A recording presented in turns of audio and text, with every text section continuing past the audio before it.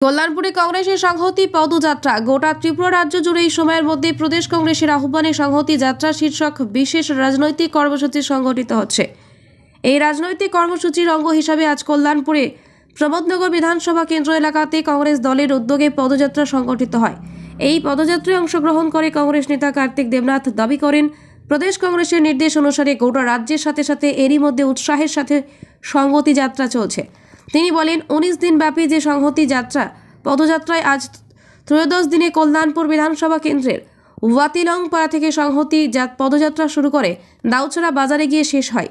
এই সংহতি পদযাত্রা মূল লক্ষ্য এলাকায় এলাকায় যাতে করে বিভেদের বদলে শান্তি এবং সম্প্রীতির বাতাবরণকে বলিষ্ঠ করা যায়, তার জন্যই এই কর্মসূচি বলে কংগ্রেস নেতৃত্বের দাবি।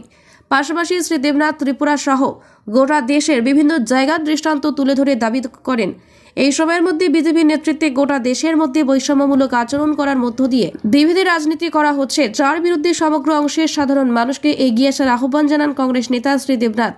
আজকের এই কর্মসূচিতে কংগ্রেস নেতা কার্তিক দেবনাথ ছাড়া ছিলেন কল্যাণপুর ব্লক কংগ্রেসের সভাপতি উদ্ধব বিশ্বাস সহ অন্যান্য নেতৃত্বরা। 19 দিন ব্যাপী যে সংহতি যাত্রা, এই সংহতি যাত্রার আজ 13তম দিন।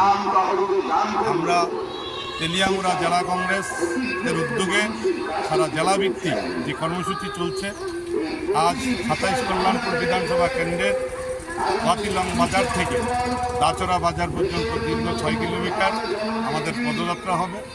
আমরা এই পদযাত্রার মধ্যে দিয়ে এই রাজ্যের দিকে দিকে যে হিংসা, বিদ্বেষ এবং সন্ত্রাসের রাজত্ব কায়েম হচ্ছে, তার বিরুদ্ধে মানুষকে সোচ্চার হওয়ার আহ্বান রাখছি এবং ঐক্যবদ্ধভাবে এই রাজ্যটাকে সুন্দরভাবে গড়ে তোলার জন্য জাতি, জনজাতি এবং হিন্দু, মুসলমান, খ্রিস্টান সকল অংশের মানুষের মধ্যে ঐক্য এবং মিত্রতার মাধ্যমে এই রাজ্যটাকে সুন্দরভাবে এগিয়ে নিয়ে যাওয়ার জন্য মানুষের কাছে আহ্বান রাখছি এবং মানুষ ব্যাপকভাবে সাড়া দিচ্ছে।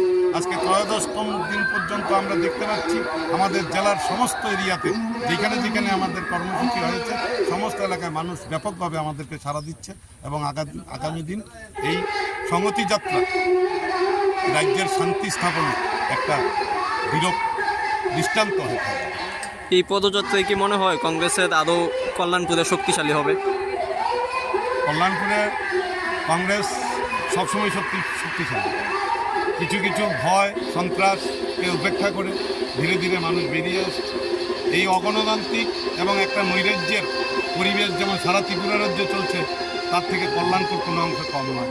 কল্যাণপুরের নৈরাজ্য এবং ভ্রষ্টাচার, দুর্নীতি, স্বজন পোষণ সব কিছু চূড়ান্ত ছিল এবং ব্যাপকভাবে বাইক বাহিনীদের হামলা, হুজ্জুতি, তার বিরুদ্ধে মানুষ সোচ্চার হচ্ছে।